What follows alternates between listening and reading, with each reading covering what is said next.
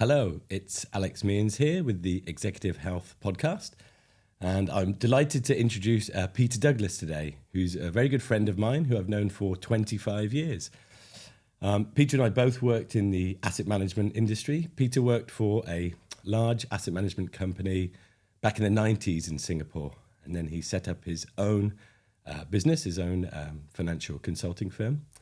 So I'm interested about that change in how he went from a big business to setting his own business. And then 10 years ago, he did something rather amazing. He completely left the finance industry and went to live on top of a mountain in a small village in Japan. So it's a massive, massive change. And is running a bunch of ski resorts, ski hotels up there. So I'm really interested to know about that as well and how that sort of affected his life. And yeah, it's going to be a great interview. So thank you very much, Peter. Thanks for joining us today. Looking forward to it. So we'll kick off, jump straight into it. So many people work for large corporate institutions, and you were a director at Aberdeen Asset Management, which was famous for value investing and Asian equities experience. But I'm less interested in that and more interested about why did you leave to set up your own business? What prompted that? Yeah, so on the on the resume and the spiel, it was all a very considered strategic decision. That was not the case. I thought my boss was a bit of a scoundrel, and he thought I was disloyal, and I think we were both right. But he was the boss, so I left. So the change was kind of forced. I guess I had a couple of options, and I could have sort of tried to carry on in the same industry, but for some time I was very much on the business development side. I started Aberdeen's revenue lines in Asia, but I kind of wanted to be doing something more creative. So not selling somebody else's product, but actually creating something, first of all. Secondly, this was pretty much during the Asian financial crisis, for those of us who are old enough to remember that. So there was, nobody was really adding headcount. Conversely, there was a lot of interesting stuff to be done. Executives of fund management companies wanted to do stuff. All they could do was really hire outsiders on contracts, because that meant they could get stuff done without adding headcount. So I was a kind of a laptop and cell phone consultant for a bit. And I was also aware that the hedge fund industry, which was already big, Europe and US, seemed to me to be a slam dunk. It was going to happen in Asia. Nobody was looking at it. So from the day one, I kind of started a bit of a skunk works researching Asian hedge funds, and that eventually became my main business. Long answer. Short answer was it was a mixture of kind of circumstance and serendipity, as with a lot of things in life. So that's interesting. So yeah, you were sort of forced into it a little bit, but you also smelt the ideas anyway. Yep. Do you think without being forced into it, you may have stayed in corporate? My kind of, my view of my life at that point was that I was going to be in Asian asset management for the rest of my career, always flying at the pointy end of the plane, collecting a big salary, collecting a few directorships and blah, blah, blah. And that might have been my life, but my life would have been a lot poorer for that. Being forced to start my own business was absolutely the best thing that ever happened to me as a person. Yeah, that's brilliant. So the universe threw you a huge bone there, insofar as it helped you by sort of forcing this change on you. The universe has a habit of doing that, doesn't it? Well, I often think about this, that we get these, like with health, for example, we get these symptoms and we ignore them and we ignore them and we ignore them. And your body keeps hitting you over the head until you get this massive problem. It's like, oh, crap. Yeah. Now I'm really forced into it. I couldn't have seen that coming. I wonder if that's in other areas of our life, at work maybe, and things like that. I don't want to get too philosophical. I know, it's interesting. But I'm a great believer in sort of karma, but within one's lifetime. The universe does have a habit of throwing you curveballs, but those curveballs are always a great way to become stronger and learn. and sometimes throwing you a huge gift as long as you recognise it at the time. And the other thing too is, hard work always comes back to benefit you. It just very often comes back in ways you didn't expect. So as long as you keep at it, you stay positive, you do what you're good at, you just keep creating energy, it'll come back to benefit you somehow. Yeah, I agree with that, and I've seen that in with Levitise as well, where I've done certain hard work in certain areas on the marketing side of things to achieve a certain result. And it hasn't directly correlated, but something else happened. There and you it's go. like, that's so weird. I'm getting there this. You go. Yeah. Okay, so when you set up your new business, what challenges did you have that you didn't expect? For example, and this was something my ex-boss always said to me. He says, when these ex-bankers leave, Alex, and set up their own business, they never realize they have to change the light bulbs themselves and buy their own toilet paper, because everything's done for you. But Yep. But did you anticipate that? All that, I was going to say crap stuff, but all the stuff you have to get done takes huge amounts of your time. If you're a consultant, basically you're paid by the hour. And if you're lucky, you get paid quite a lot by the hour, but at the end of the day, you're selling your time. So to your point, the challenge is dealing with all the other stuff. That was a relatively easy fix. Within 3 or 4 months of starting, I hired a part-time administrator to work with me to do things like buy the coffee, fix the photocopier, deal with the utilities bills, but all that kind of stuff. Absolutely the best money I've ever spent, the best business investment I've ever made, hiring a 4 hours a day auntie to do all that stuff for you. In any small business, you're playing whack-a-mole. You don't really think about them being unexpected challenges. It's just like, here's another one. Yeah. And then you deal with it and you move on. Do you relish those? Yeah. Do you enjoy those? I relish them, but it's what you do, isn't it? I mean, if you're running a business, it's all very trendy to be, an entrepreneur and all the rest of it. You're running a business, you're basically playing whack-a-mole. And then one day you wake up and realise you've got somewhere. Yeah, and in a large institution, everyone has very specific jobs, roles to do, and it's a giant cogwheel, and it's a giant you unplug cogwheel. A couple of people, it still kind of churns on. Yeah, and it's I have a huge respect for people that can build a career long-term in a big organisation, because, it requires an extraordinary set of political skills.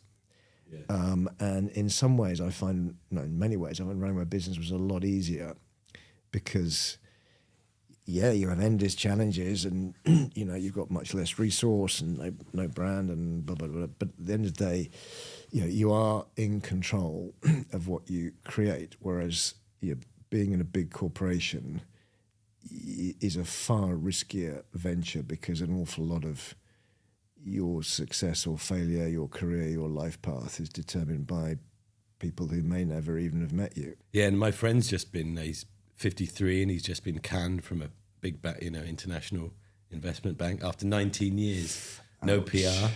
And it's just like, Ouch. There's no control. Yeah, exactly. It's control. I mean, with my business, I can control it. Yeah. By how hard I work, and the more harder I work, the more the revenue comes in, and so it's like at least I have control, and that's very freeing. Yeah, in a big organisation. Yep.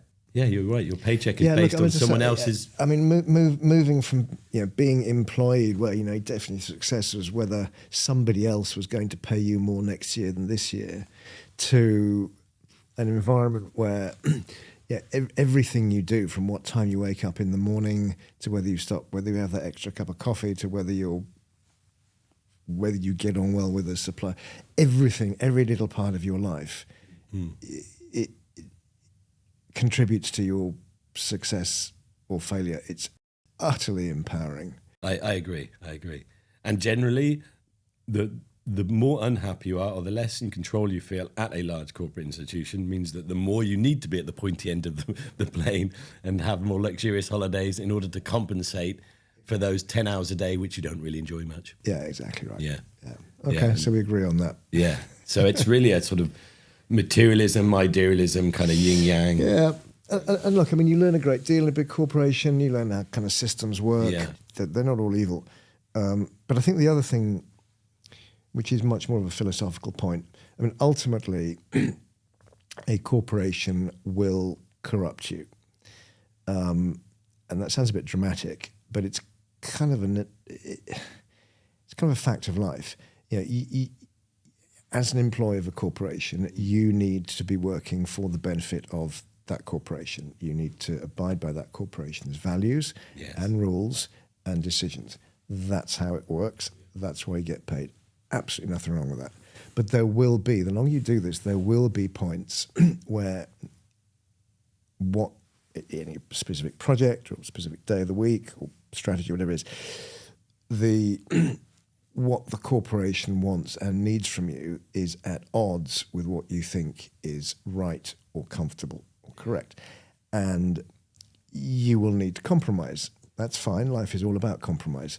But you just need to be, I felt it was getting to the point where I could no longer really feel good about those compromises. And that's what I was saying, going back to where we started, a lot of that's because I really didn't feel comfortable with the kind of the ethical mindset of my boss. Yeah. And that kind of flowed through the organization. So being true to yourself and building a long-term career in a corporation, I think you have to be a very specific kind of person to do that. Yeah, I mean, obviously it's helpful if your value system is aligned with the corporate's value system. Yeah, but then, but then over time, your value system probably doesn't change much. But how?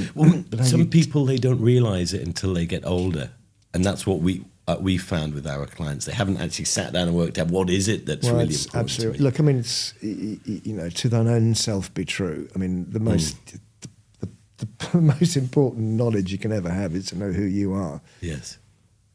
Yeah. Quite blindingly obvious comment, but maybe as you say, maybe that's. I think a lot of people, we don't sit down and spend time and think about that. Maybe to some people it comes naturally. Bumming around before you get settled into the world is. I spent 2 years basically backpacking, doing odd jobs, bumming around Europe between school and university. And at the time, I kind of felt I was just being a bit of a hippie. And it was obviously a bit of a disaster from a resume point of view. Yeah, and now I kind of realise it's probably the most important time of my life because that's when you kind of work out who you are. Yeah. Yeah, but what you said about how obviously your value system was not aligned with the corporate interest, it's exactly the same as what Scott said on my first podcast. Right. He was in Quanta, a large bank, and what they wanted to do and what he thought was correct was two different things. So that's why he left. Let's move locations. From Singapore, so you'd spent 20 years of your life here? I spent 21 years full-time and then with a bit of shuttling. And I was resident here legally for 25 years. Yeah. And then you decided to move from Singapore to the top of a mountain. I'd like to portray that as a very sort of conscious, proactive decision. It was kind of serendipity and circumstance. So my financial consulting business had morphed into managing a new family office for a mate of mine who'd made a great deal of money in one of the many financial crises we've had. We invested in all sorts of stuff all around the world, normal distribution of outcomes, and we'd bought some real estate in Japan because we thought it was cheap. We thought we'd buy cheap real estate, we'll pay a manager to look after it, and we'll sit back and collect the money. Didn't work like that. The local manager was, lovely, nice person, but a bit of a muppet from a business point of view. So the business wasn't working, and I was spending increasing amounts of time fixing the business. And there was a couple of years, 2.5 years, when I was commuting every month between Singapore and this village, Nozawa Onsen, which is in the northern part of Japan. And it became obvious that, first of all, it was much, much easier to run the business on site. Pretty obvious with hindsight. And secondly, because I'd been living in Singapore for a long time, my youngest was coming to the end of her high school. So from a kind of personal point of view, the brakes were kind of off. And it was so obviously going to be an opportunity for a massive lifestyle upgrade. I'm sure most people would have been to Japan, but it's a big country.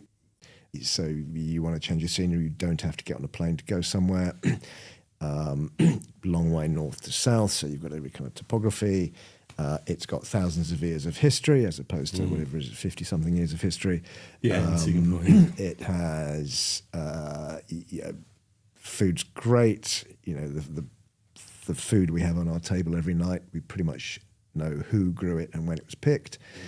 We have multiple. We have very, very distinct seasons. You know, so the business made a great deal of sense, had potential, and it just struck me as being, you know, just a lovely place to be. Yeah. Yeah, it sounds like a no-brainer to me. It sounds really fun. Well, again, I pined for the countryside a little bit because obviously I've been living in cities since I started university in Manchester when I was 19. So it was Manchester, London, Hong Kong, Singapore. So going back to what you were saying before, the universe sometimes throws you a bone. So, you know, running that family office, there's all sorts of interesting things going on. But part of it was kind of recognising that this was a bone coming my way, and grabbing it. Yeah, I could have ignored it, could have done other things. But yeah, look, just moving to that comment, one of the things which, one of the really big differences from a lifestyle point of view is the difference between living in a big city and living in a small village. Yeah. Which sounds kind of obvious. Okay, so irrespective of the sort of cultural differences. Yeah, irrespective of cultural differences. Okay, and actually the far bigger... I was born in a small village, so there you go. I'm interested. So you probably get the joke. I mean, you know, in a big city, in the normal course of your day, you walk past 5,000 people on the street, on the MRT, whatever. You don't say hello to anybody. Yeah. And if you start saying hello to everybody, you know, you're going to get locked up for being a loony. In a small village, you might walk past 20 people in a day. You say hello to all of them. Yeah. In a big city, you look at your address book. Each person in your address book is there for one reason. That guy's my plumber. That guy's my boss. That guy's a neighbour. Small village, you know, that one person may well be your plumber, and he sits on your neighbourhood committee, and he helps with your onsen cleaning, and you know, his wife runs the bar that you go to. So the sort of element of human interaction is just off the charts. It's and I absolutely love that. And also from a business point of view, people run their businesses obviously because they've got to make a living and they want to get stuff done. But it's far more about, you know, your reputation and who you are and making sure that your business relationships work. You know, the idea that because you've got a contract, you've got a business relationship doesn't work in a small environment. And that I love. And perhaps that's because when I came into financial services, you know, I was in a very old firm in the City of London starting in 1985. And at the point, everybody in financial services knew everybody else in financial services. It was kind of like a village. And my word is my bond. Your personal value system, your reputation was what allowed you to get big deals done. And, you know, that's, for all sorts of probably very good reasons, that's much less the case now in financial services. And I feel I've kind of gone back to that environment living in a small village. Yeah. Yeah, it makes a lot of sense. And it's interesting, the first thing you mentioned as the main differences between what you're doing now versus what you were doing before is that you didn't really mention that it was the Japanese bit of it, right? Yeah, which makes it interesting. So would you be saying the same thing if you were a mountain in the Alps, for example? I'm sure I would. Yeah, I'm sure I would. I mean, at least a village as opposed to the difference between being in an intense city and a small, well-functioning village is a much bigger cultural difference than between, you know, being a kind of middle-aged white man and a middle-aged Japanese bloke. Yeah, I think the interesting thing about living in a village is how do you meet your financial needs and live in a village? And most people generally don't until they retire back in the village. Yeah, look, very blessed, I guess, in a way. Yeah. It's because I came in because there was a business turnaround that needed to be done, and you know, it's now turnaround, and there's still loads more we can do, but basically it's a functional business, and we're kind of expanding it. So I have I have a real job. I'm kind of busier now than I probably was 15 years ago. So the idea that I've retired to a Japanese mountain, a few people, I get that sometimes, but it's it's not the case. Yeah. So I'm very lucky. I have a real business, which makes reasonably good money. So yeah, that's fine. And our cost of living is phenomenally lower than it used to be here. So from an economic point of view, I'm actually better off than I was in Singapore. Oh, that's awesome. Don't tell my boss. Sorry, Steve. Okay, so let's talk about Japan a little bit then, because obviously you're very familiar with Japan. You lived there before, and you've lived there for 10 years, right? Bit. So I'm interested to know, it does seem to me that of all the destinations in the world, everyone loves going to Japan, right? All tourists, no matter where they're from. Some people say, for example, they love Bangkok. Some will say they hate it. Some like Bali. But everyone seems to love Japan, no matter where they're from. Yeah. So what's the difference? And even after, I thought to myself, I don't really have any regrets, but I have thought like, oh, it might have been nice to spend a year in banking in Tokyo or something. But would it? I mean, the reason that, I guess when we were doing the planning 16 years ago, but the reason 15 years ago we bought hotels in Japan was because, real estate was cheap. No point buying a cheap asset unless you've got an idea why it's going to get more expensive. And it struck us that inbound tourism was a slam dunk. Back then there was fewer than 2 million inbound tourists a year in Japan. We felt that Japan was the tourist heaven of the whole of Asia, the best tourist destination in Asia. It's kind of think Provence in France, think Tuscany in Italy. And it was lunatic that there was 2 million guests a year. Now there's like more than 2 million a month. So we kind of got that bit right. So what's the difference between being a tourist and living there?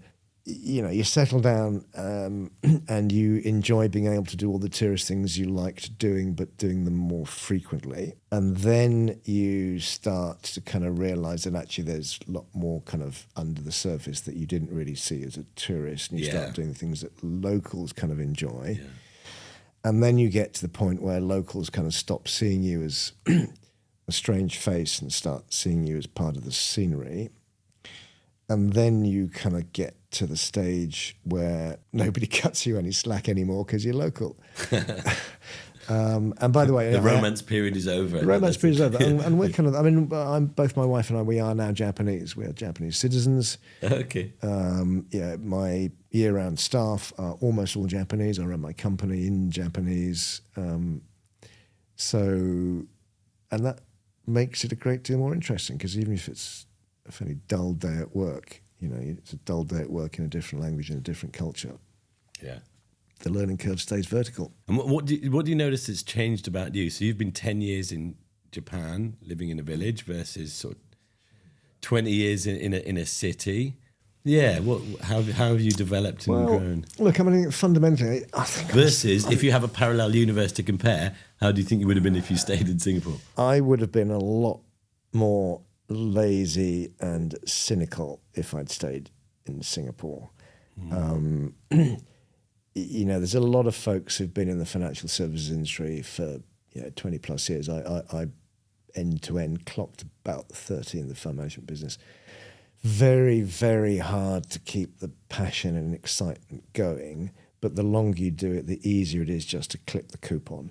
So, you end up kind of not really believing in what you're doing particularly, but it just makes economic sense to carry on doing it.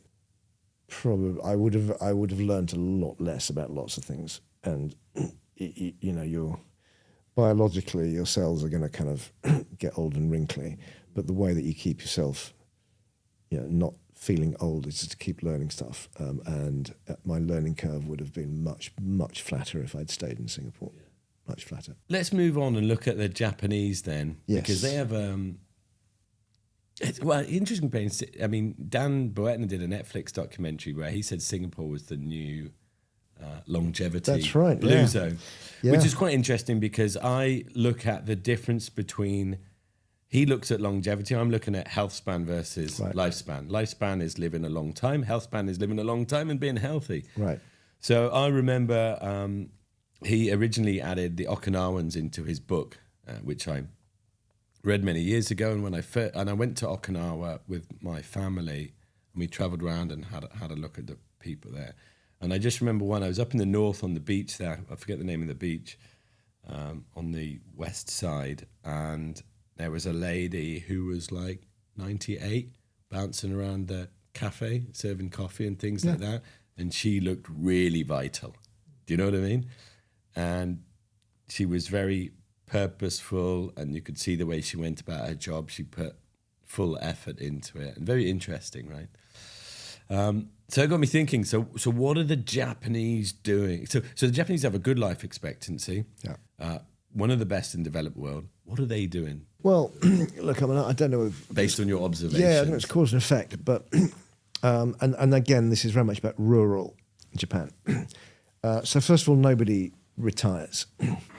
Because if you retire and do nothing, you're useless in that. So basically, everybody keeps on working, because then you're contributing, then you're creating value. Checkbox. Secondly, it has to be said, we eat very well. Generally, all the fruit and vegetables, we know whose farm they came from and roughly when they were picked. Mm-hmm. Ours is an onsen town, so everybody's immersed in extraordinarily hot water once or twice a day. The Japanese health system is much more tilted to prevention than cure. Pretty much everybody has an almost mandatory annual big half-day physical checkup. Mm-hmm. And you talk to a Japanese doctor and they'd say, yeah, because this is not philosophy, this is economics. It's a much better use of national healthcare dollars, or yen rather, to put money into diagnostic and preventative than it is to fix people once they're really ill. I was talking to an old lady about this. So it's not only Japanese have a long lifespan. Specifically within Japan, it's ladies in Nagano Prefecture, our prefecture. Oh, really?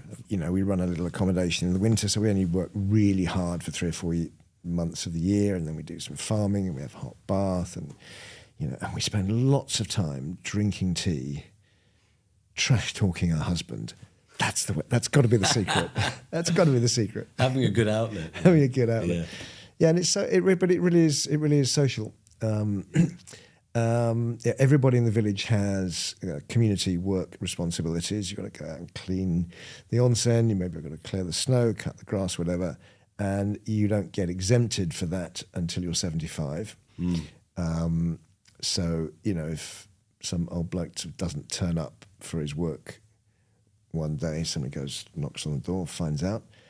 So I think that social element is important. No, so wait, we got work, food, preventative healthcare, social. I think the big ones, social engagement. So whether it's continued working, whatever, but old people don't sit in their room and do nothing. There's social engagement, and a lot of and work is a subset of that. Because ultimately, once you get to like 60, 70, you're not working for money. You're working because you want to get out there. Good food and preventative medicine. No, I like those. Those are good. And obviously I think about all of those quite a bit. Not so much about preventive medicine, but on the work side thing and the retirement, I totally agree. And I thought about when I left my old company, what could I do that I could continue doing for the day until the day I die. And that was part of the reason that I said, I was looking at various different business models, farming being one. Farming just looked too much like hard work and small margins. I'm a farmer. Yeah, okay. I am. So it's very specific in Japan. You have to apply to your local agricultural committee to be authorised as a farmer. Okay. I'm not a very good one. Yeah, I mean, I don't know enough about it, but anyway. So I thought about that, right? And I thought, well, this is a business I can do until the day I die. Maybe I just do less. Yeah. Right? Just trade it down and someone else can take over. Well, you couldn't say that of all roles, particularly if you're in a corporate. I see old folks in the village riding their mobility scooters to their farms where they do a day's work. Yeah, that's awesome. Yeah. And then I was thinking about, the Japanese concept of Ikigai, right? Yeah. And now I'm wondering if we get it wrong, because we've been thinking a lot about how do you find your Ikigai, what's your purpose?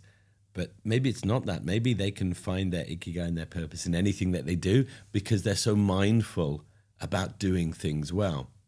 Yeah, I think that's good. I think that's a valid point.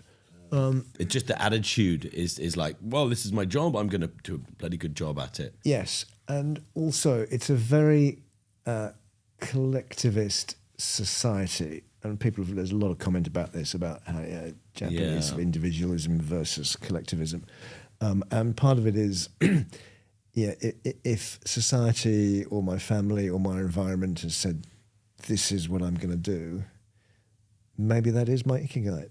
Yeah, people are much more accepting of, this is the position that I'm in, so I'm going to do it well. Yeah. Rather than kind of this thing that I have a quest to find what I have to do.